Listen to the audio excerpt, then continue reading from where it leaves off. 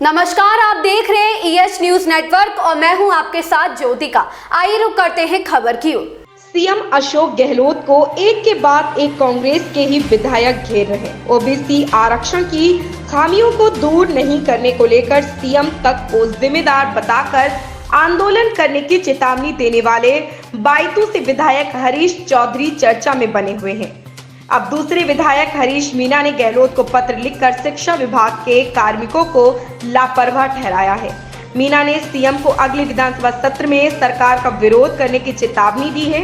यह चेतावनी तब दी है जब 15-16 दिनों बाद राजस्थान में राहुल गांधी की भारत जोड़ो यात्रा प्रवेश करने वाली है। मीणा का विधानसभा क्षेत्र गुर्जर बाहुल्य क्षेत्रों में से एक है और यह कोटा, बूंदी, सवाई माधोपुर, दौसा, टोंक के उन विधानसभा क्षेत्रों से छूता हुआ है जहां से राहुल की यात्रा को गुजरना है। हरीश मीणा को राजस्थान की राजनीति में सचिन पायलट गुट का माना जाता है। हाल ही जब 25 सितंबर को यूडीएच मंत्री शांति धारीवाल के आवास पर पायलट के खिलाफ विधायक जुटे थे और 92 विधायकों ने इस्तीफा देकर आला कमान के प्रतिनिधि बनकर आए वरिष्ठ पर्यवेक्षकों को बैरंग लौटा दिया था, तब हरीश उनमें शामिल नहीं थे। हरीश मीणा पायलट वन मंत्री हेमाराम चौधरी, सैनिक कल्याण मंत्री राजेंद्र सिंह गुड़ा और विधायक दिव्या मदेरणा के साथ पर्यवेक्षकों के साथ अन्य विधायकों का इंतजार सीएम हाउस पर ही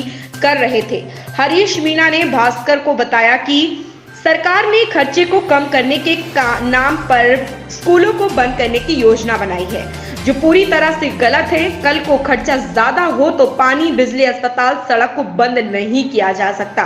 वैसे ही शिक्षा भी ऐसा ही विषय है। स्कूलों को बंद करने से हजारों गरीब छात्र छात्राओं ने अपनी पढ़ाई छोड़ दी क्योंकि उनके घरों दाड़ी गांव के आसपास स्कूल बंद हो गए।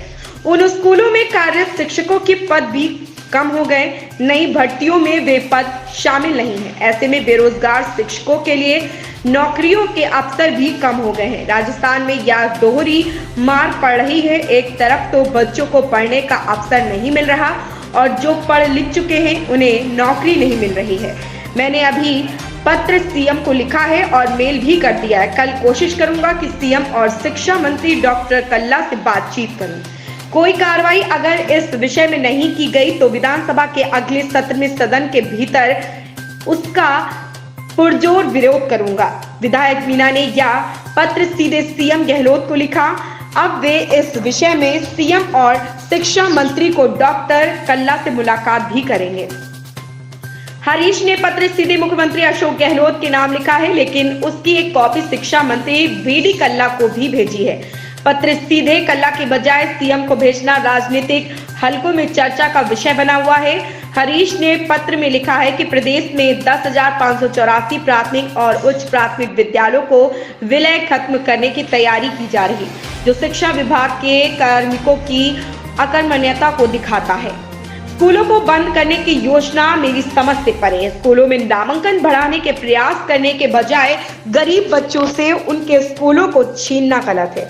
अगर विभाग की इस योजना को तुरंत निरस्त नहीं किया गया तो विधानसभा के अगले सत्र में पुरजोर विरोध किया जाएगा। अब तक पूर्व डिप्टी सीएम सचिन पायलट, खाद्य व रसद मंत्री प्रताप सिंह खाचरियावास, सैनिक कल्याण मंत्री राजेंद्र सिंह गुड़ा, विधायक हरीश चौधरी, विधायक रामनिवास गवाड़िया, विधायक दिव्या मदेरणा, विधायक संयम लोढ़ा, विधायक भरत सिंह कुंदनपुर आदि ने विभिन्न मुद्दों को लेकर पिछले 15 दिनों में सीएम गहलोत पर हमला बोला।